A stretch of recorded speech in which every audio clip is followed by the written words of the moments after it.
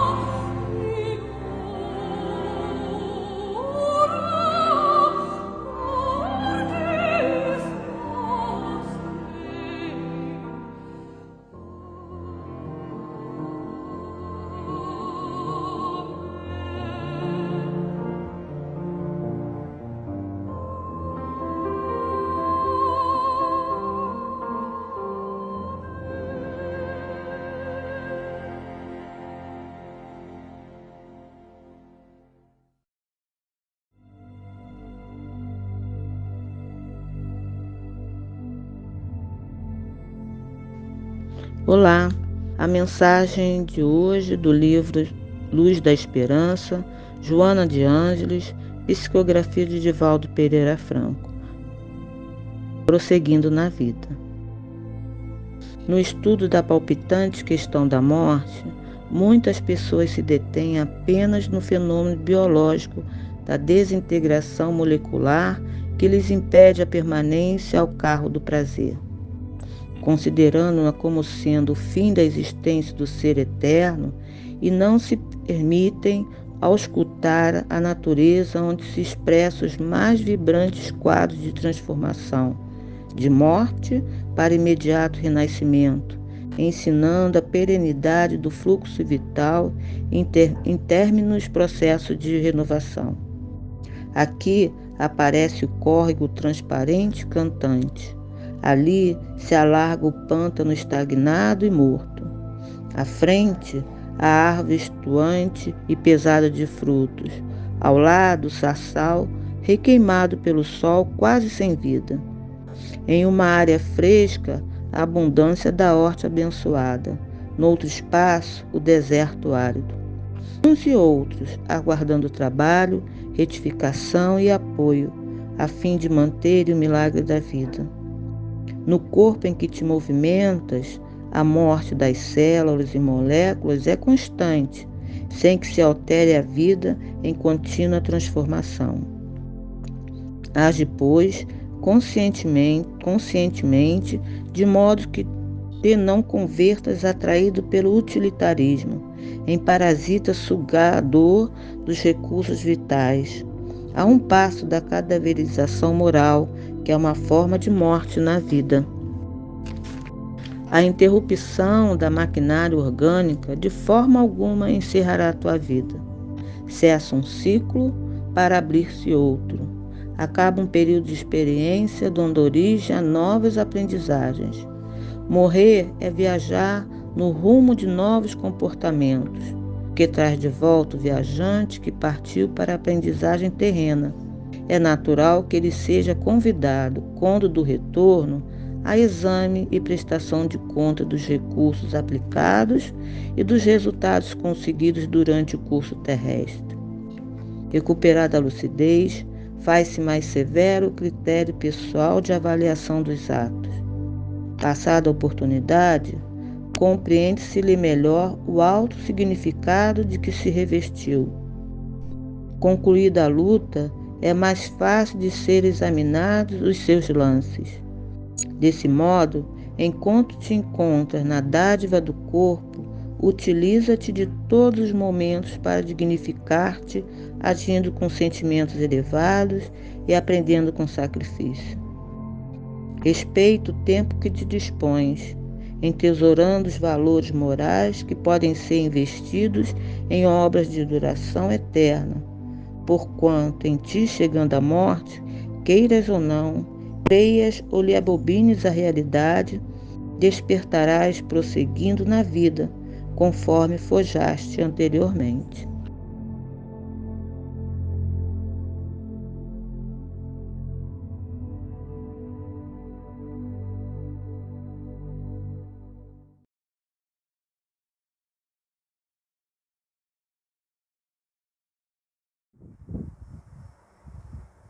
Boa noite a todos.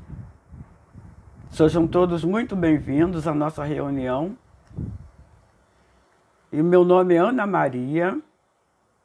Eu sou trabalhadora do Centro Espírita Miguel.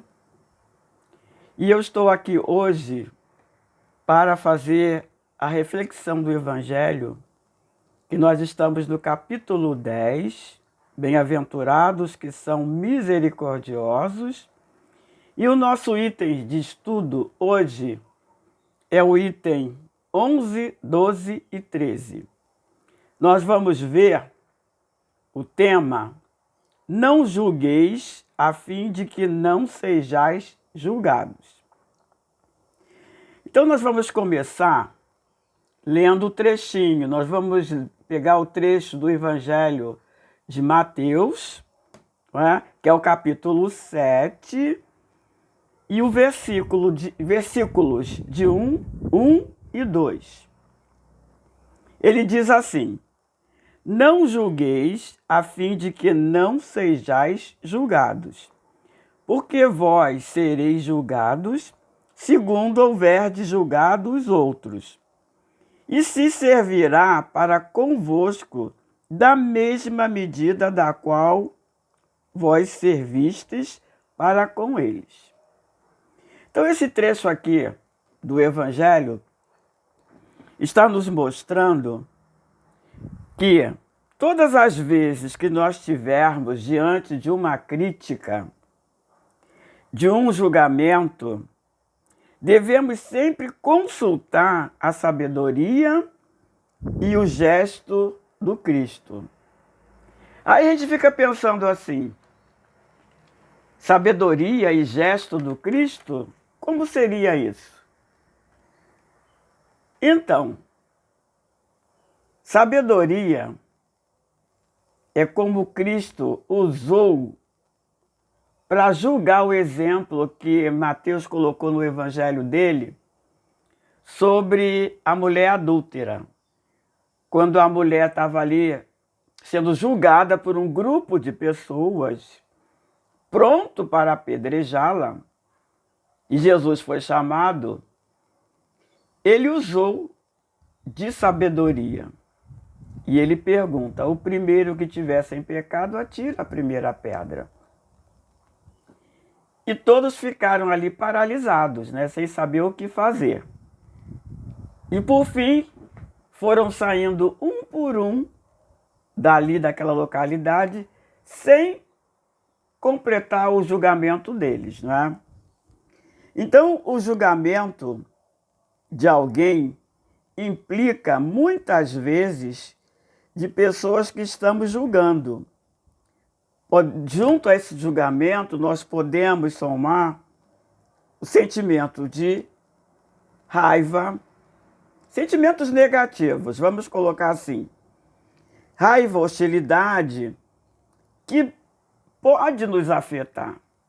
Qualquer sentimento ruim que nós colocamos em qualquer coisa que nós fazemos, nós estamos nos prejudicando e não ao outro, não é?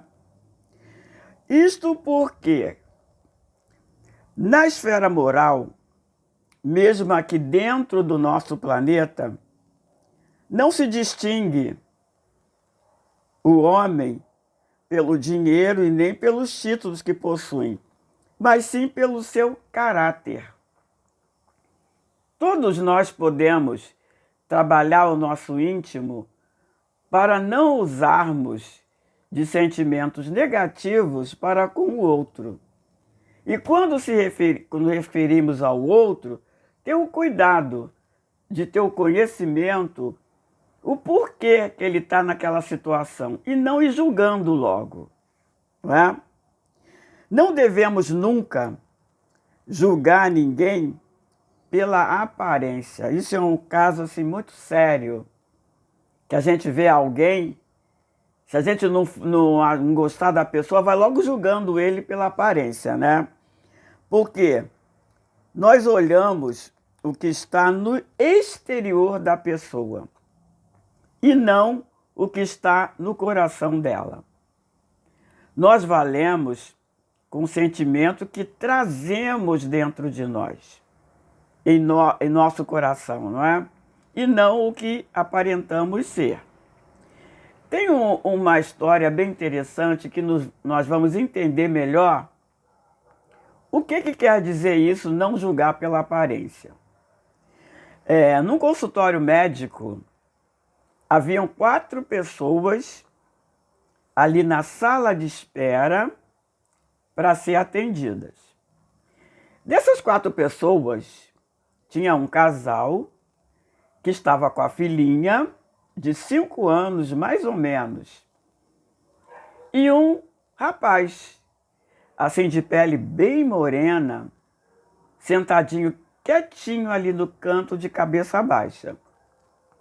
A menina, quando logo que entrou, ela sentou do lado desse rapaz moreno e começou a puxar a conversa com ele. Porque criança, quando ela tem aquela simpatia, aquele carisma, de quando ela não tem essas restrições de pessoa, ela se dá com todo mundo, né?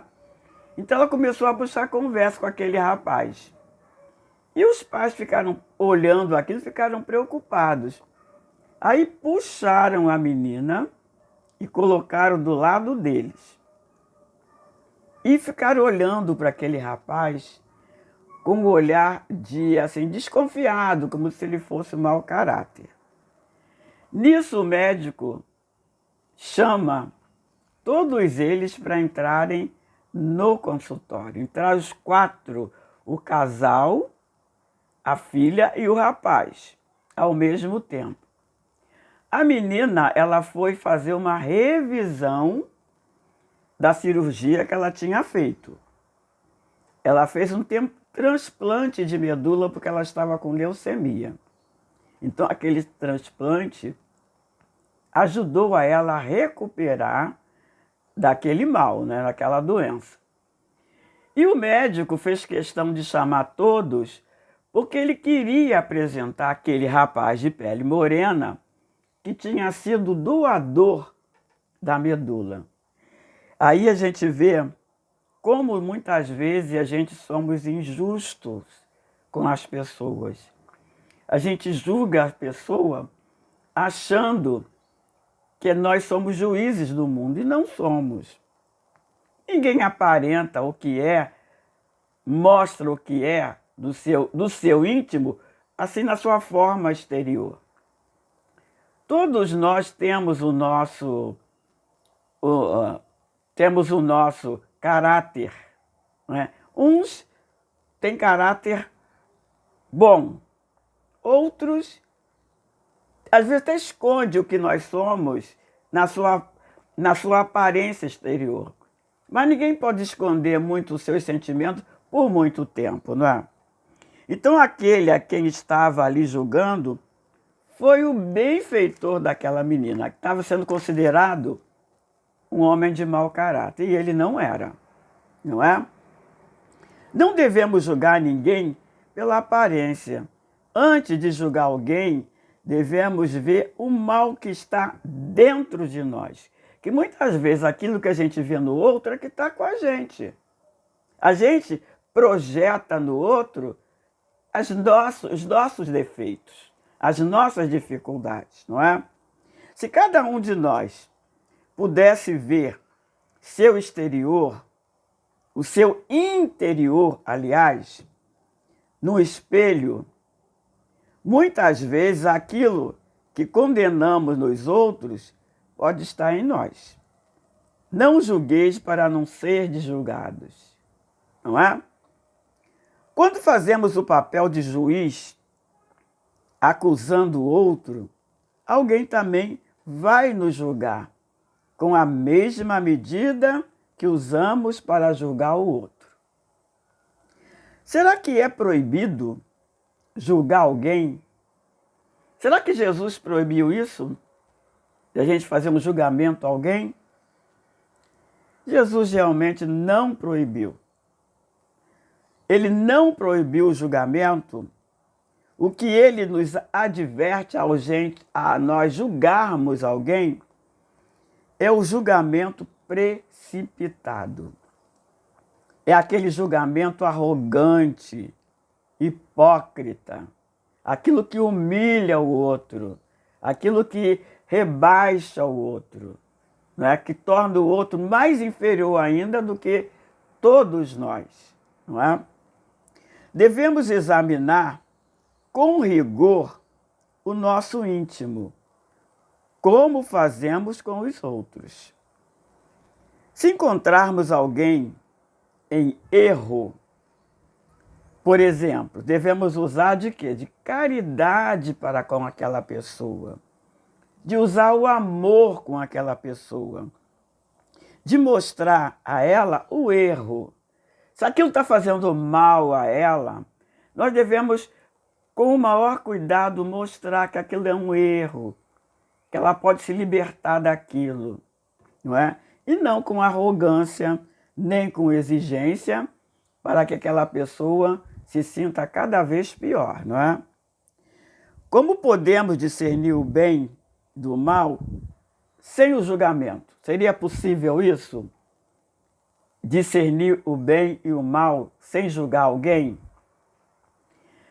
O ato de julgar, para especificar as consequências definitivas, pertence às autoridades divinas, não é?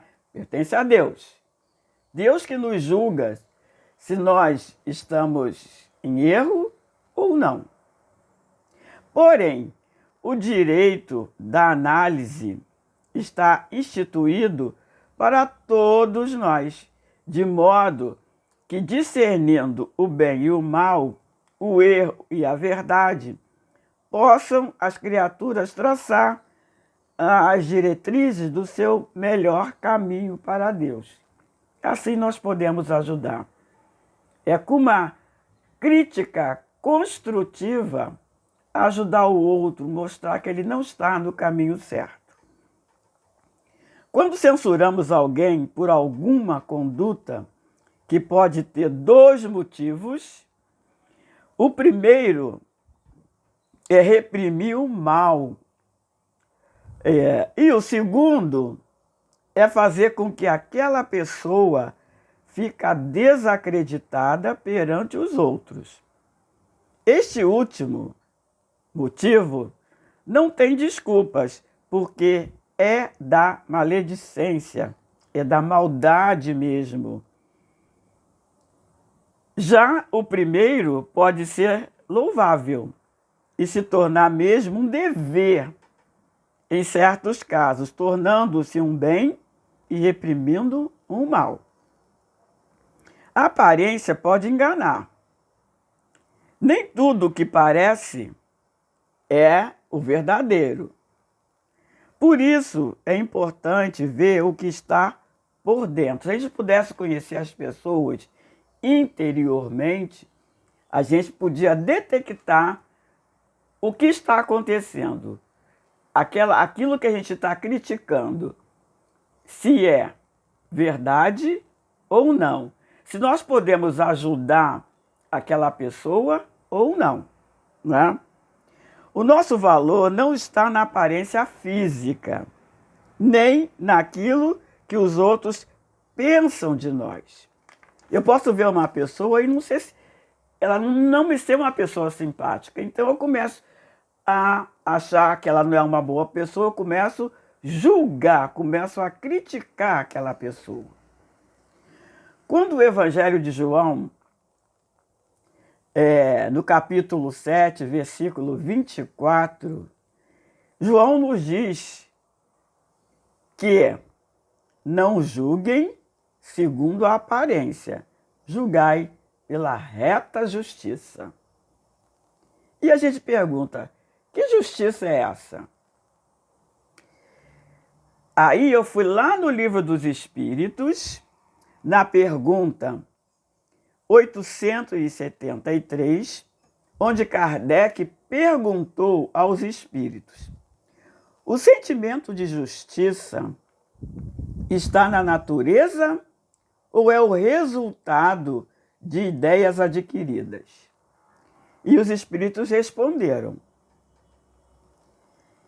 ele está de tal modo na natureza que vós revoltais a simples ideia de uma injustiça. O progresso moral desenvolve, sem dúvida, este sentimento, mas não o dá.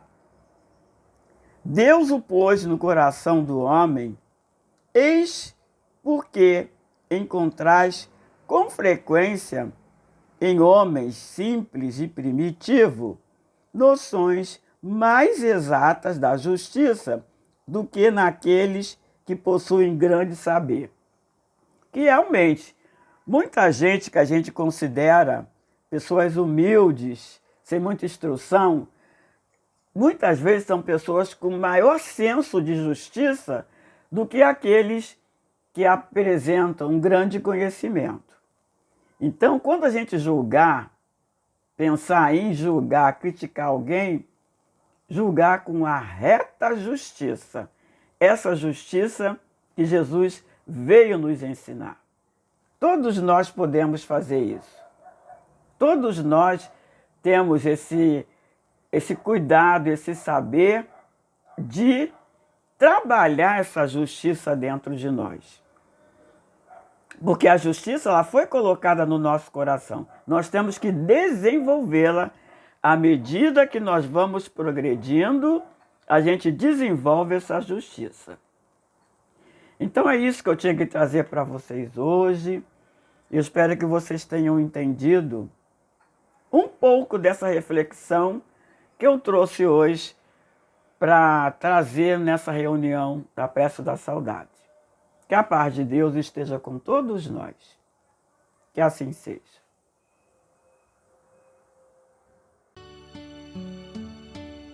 Vamos então à nossa prece, agradecendo a Deus, a Jesus, por esse momento de reflexão.